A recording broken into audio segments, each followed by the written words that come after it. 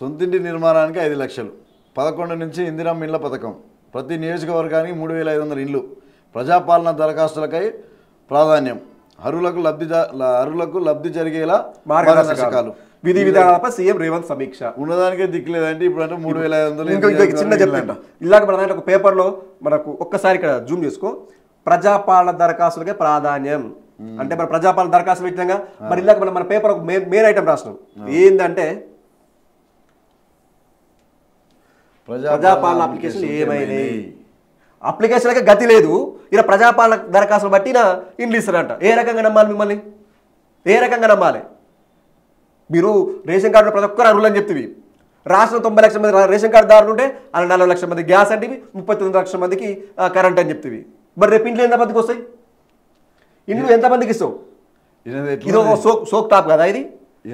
Review చేసి ఇలా రాసాం కదా, ఏదో చేసినాం హడావుడి చేయాలి తప్ప ఏ ఉండదు, ఉరుకులు పరుగులు తప్ప ఆడ ఉట్టి పడదన్నట్టు ఉంటుంది సామెత. ఆ రకంగా తప్ప ఏమైనా ఉందా? అట్లా కాదు, అట్లా కాదు. ఈయన ఎట్టుంది ముచ్చటంటే నమ్మినా నవ్వోసినానురో నా ఇదొరో నా సక్కనోడో నా సుక్కరిలో నా చందూరుడా ఉట్టి బుర్రలైనా ఈరో అన్నట్టు. ఉట్టి బుర్రలే ఏం లేవాడ, నమ్మి నానబోసి కూర్చుంటే ఉత్తబుర్రలైనాయంట అన్నట్టుంది. ఇలా పరిపాలన, ఇలా పరిస్థితి, ప్రజాపాలన దరఖాస్తులకు ప్రాధాన్యం. ఏడ ప్రాధాన్యం అండి ఉన్నదానికి? ఈ రకంగా గొప్పగా చెప్పుకుంటారు. ఏంటంటే మళ్ళీ వేరే పేపర్ పోతే చెప్తారు ఇక 6 గ్యారంటీల్లో ఇంకో అయిపోయి ఇంకో ఇల్లు కూడా ఇచ్చేసినాం అయిపోయింది అన్నట్టుగా. మీరు ఇల్లు కట్టుకుని ఇళ్ళకి వెళ్ళరు, రేపు సార్ని పిలిచి మనం దావా తీయాలి. ఇక రేపు సార్ని పిలిచి దావా తీయాలి, అంత అయిపోయింది అన్నట్టు అదొక మసిబూసి మామిడికాయ చేసే ప్రయత్నం కూడా చేస్తారు. ఇది బాగుంది కదా సార్. ఇంకా చెప్తాను కూడా అంటే ఈ రకంగా ఈ పెడతా అంటారు అందరికీ అరువులకి, అరువులు మాత్రం చెప్పారు. లేదా అదంతా పెద్ద మీరు అందరూ ఎలా కన్నా చూసినా అడావుడీలు అంగులు ఆర్భాటాలు తప్ప ఏమీ లేదు. మనం క్లారిటీ తెలుసుకోవాల్సిన విషయం ఇది. ప్రతి నియోజకవర్గానికి 33,500 ఇండ్లు అని చెప్పారు. అసలు నేను అడుగుతున్నా ఇప్పుడు ఏ నియోజకవర్గంలో ఎంతమంది ఈ ఇండ్లు లేక అప్లికేషన్ పెట్టుకుని చెప్పండి ఒకసారి.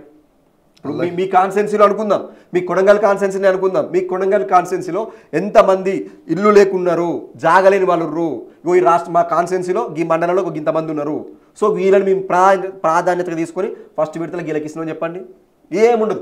రేపు మీరు గుర్తుపెట్టుకోండి, ఈ 3,500 ఇండ్లల్లో 3,500 ఇండ్లల్లో బరాబర్గా 3,000 మందికి పైగా పార్టీ పరంగానే ఇస్తారు.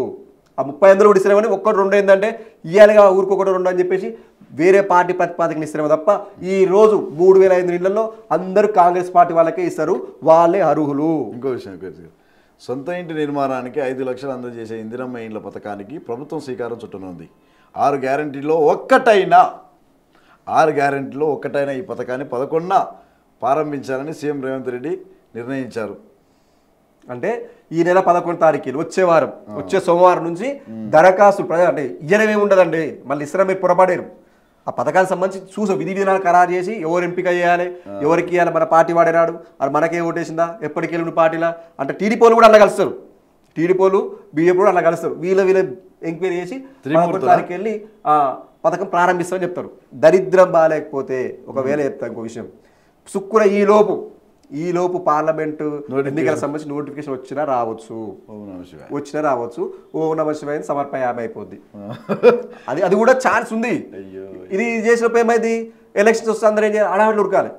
ఇప్పుడు దరఖాస్తు ప్రసాద్ పెట్టుకుంది కాబట్టి ఆ ప్రసాద్కి వచ్చే ఛాన్స్ ఉంది. మరి చూడాలి గాను అంటే రేపు ఏం చేస్తాను వెయ్యాలి. మన ముందే చెప్పినట్టు ఏమని మనం ఇలా గెలిస్తేనే మరి వస్తుంది, నీకు ఇల్లు వస్తుంది బిడ్డ, మన ఎలక్షన్ పుణ్యానికి వస్తాను ఓటేయాలని చెప్పేసి ఒక భ్రమ. ఈ రకమైన మ్యాన్పులేట్ చేసేసి వీళ్ళది ఎట్టుందంటే కింద తొడపాశం పెట్టి పైన నవ్వమన్నట్టుంది ఉంటుంది. ఇలా గిచ్చుతుంటే నవ్వంటే ఎడికెళ్ళి నవ్వుతామని మనం ఇచ్చేదా విన్నది వింటుంటారు. పైకి వెళ్ళి నవ్వు ఏడవకాలంటే ఎట్లా అవుతుంది? పద్ధతి లేదు, పాడు లేదు.